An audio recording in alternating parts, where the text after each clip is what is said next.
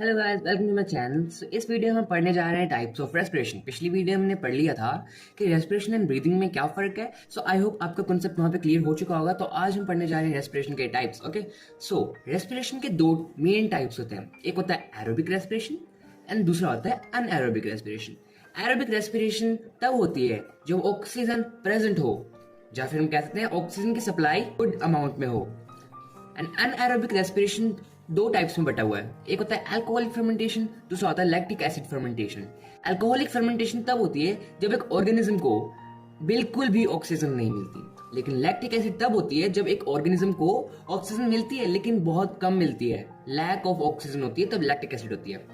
देखो, A for alcoholic fermentation, A for absence of oxygen, L for lactic acid fermentation, L for lack of oxygen. So आप इस तरह से इसको याद कर सकते हैं।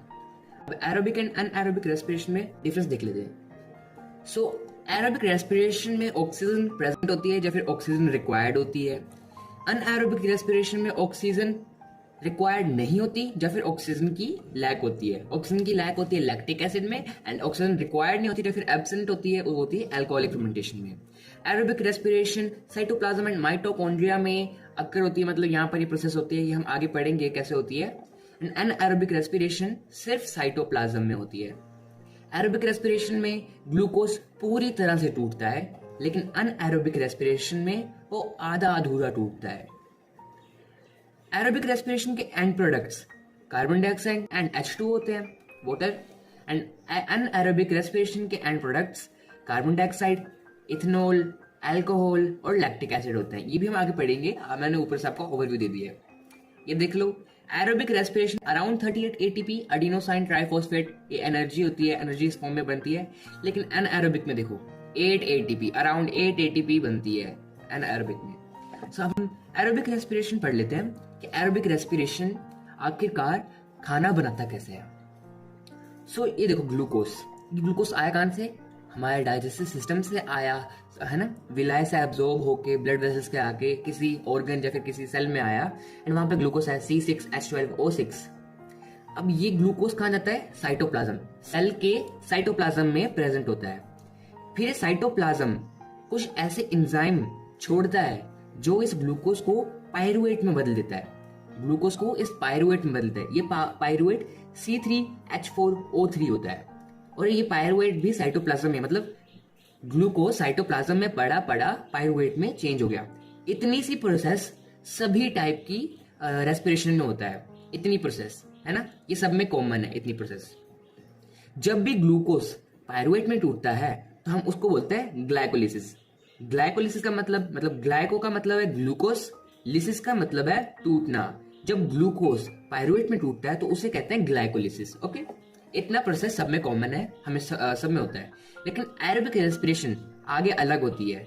जब इस पायरुवेट को इनफ अमाउंट ऑफ ऑक्सीजन मिले तो ये माइटोकॉन्ड्रिया में चल जाता है। आपको पता ही है, mitochondria is the power house of the cell, हमने नाइट में पढ़ा हुआ है। CO2 and H2 plus energy में बदल जाता है। CO2 हम एक्सेल कर देते हैं, H2 बाय प्रोडक्ट बन जाता है जिसे हम जो कि यूरिन में चेंज हो जाता है। ठीक है, अब बात कर लेते हैं अल्कोहलिक फर्मेंटेशन।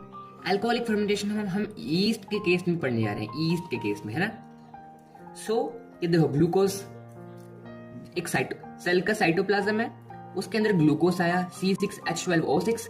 साइटोप्लाज्म के कुछ एंजाइम्स ने ग्लूकोज को पायरुवेट में बदला C3H4O3, ये भी ग्लाइकोलिसिस हुआ। फिर अब जब साइटोप्लाज्म को पता लगा कि यहाँ पर बिल्कुल भी ऑक्सीजन नहीं आई, एब्सेंस ऑफ ऑक्सीजन है, तो साइटोप्लाज्म में पड़े ही उसने पायरुवेट को ethanol plus carbon dioxide plus energy में बदल दिया। इथेनॉल C2H4OH होता है, जो कि होता है अल्कोहल। आपको इथेनॉल को जब भी कार्बन डाइऑक्साइड से मिलाया जाता है तो बनती है बियर। काफी सारी फैक्ट्रीज ऐसे करते हैं कि इन ईस्ट को एक कंटेनर में डाल के ऑक्सीजन सारे निकाल लेते हैं, एंड जब भी वो निकालते हैं, देखो इथेनॉल और कार्बन डाइऑक्साइड निकालते हैं तो उसको मिक्स करके ये लोग बियर बना लेते हैं। सिर्फ अगर कार्बन डाइऑक्साइड को निकाल दे, इथेनॉल को रहने दे, तो बन जाती है वाइन, एंड सिर्फ अगर CO2 को रहने दे तो बन जाता है ब्रेड। काफी सारी कंपनी ऐसे ही बनाते हैं ये सारे प्रोडक्ट। हम लास्ट फर्मेंटेशन देख लेते हैं, जो कि है लैक्टिक एसिड फर्मेंटेशन। ये बहुत कॉमन फर्मेंटेशन है, आपके अंदर होती है हमेशा, आपको पता ही होगा। एरोबिक रेस्पिरेशन तो होती है, लेकिन लैक्टिक एसिड फर्मेंटेशन भी आपके अंदर होती है, आपने नोटिस किया होगा। सो देखो, ये लैक्टिक एसिड फर्मेंटेशन होती कहाँ पर है? ये हमारे स्केलेटल मसल्स में होती है। स्केलेटल मसल्स जो कि वॉलेंट्री होती है। स्केलेटल मसल और वॉलेंट्री मसल, मतलब मेरे हाथ देखो, ये स्केलेटल मसल है, वॉलेंट्री मसल्स है जिन्हें मैं कंट्रोल कर सकता हूँ, यहाँ पर होती है ना। मेरी पूरी बॉडी जिसको मैं फील कर सकता हूँ वो वहां पर होती है। ये स्केलेटल मसल्स के सेल्स में होता है, सभी सेल्स में होता है, सभी फर्मेंटेशन सेल्स में होते हैं। जब भी हमारे सेल्स को लिमिटेड अमाउंट ऑफ ऑक्सीजन मिले या फिर लैक ऑफ ऑक्सीजन हो, जो कि एक ही बात है, तब ये अल्कोहलिक लैक्टिक एसिड फर्मेंटेशन होती है। अब आपने नोटिस किया होगा, जब भी आप काफी दिनों बाद जिम जाते हो या फिर एक्सरसाइज करते हो तो आपके बॉडी पेन करती है। पेन क्यों करती है? इस लैक्टिक एसिड की वजह से, क्योंकि आपके उस ऑर्गेनिज्म को ऑक्सीजन चाहिए इनफ अमाउंट में, क्योंकि वो ज्यादा वर्क कर रही है तो उसको ज्यादा ऑक्सीजन चाहिए, तभी तो आप तेज तेज सांस लेते हो, है ना। लेकिन तेज तेज सांस लेने के बावजूद भी आपके सभी ऑर्गन को इनफ अमाउंट में ऑक्सीजन नहीं मिल पाती, इसलिए वहां पे लैक्टिक एसिड फॉर्म होता है। कैसे फॉर्म होता है? हमारा ग्लूकोज गया साइटोप्लाज्म में, सेल के साइटोप्लाज्म में गया, देन ग्लूकोज साइटोप्लाज्म एंजाइम से पायरुवेट में बदला।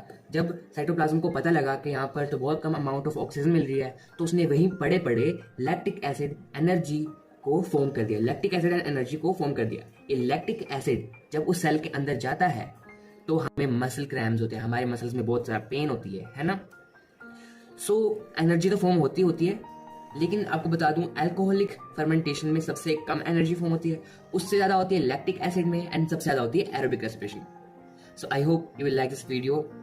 I don't know what is the problem in my videos that you watch my videos but you don't subscribe मी। आप मुझे कमेंट्स में बता सकते हो कि मेरी वीडियोस में से क्या गलती जिसको आप देखना पसंद नहीं करते, जिसको मैं सुधार सकूं, तो आप प्लीज कमेंट्स में मेरे को बताइए।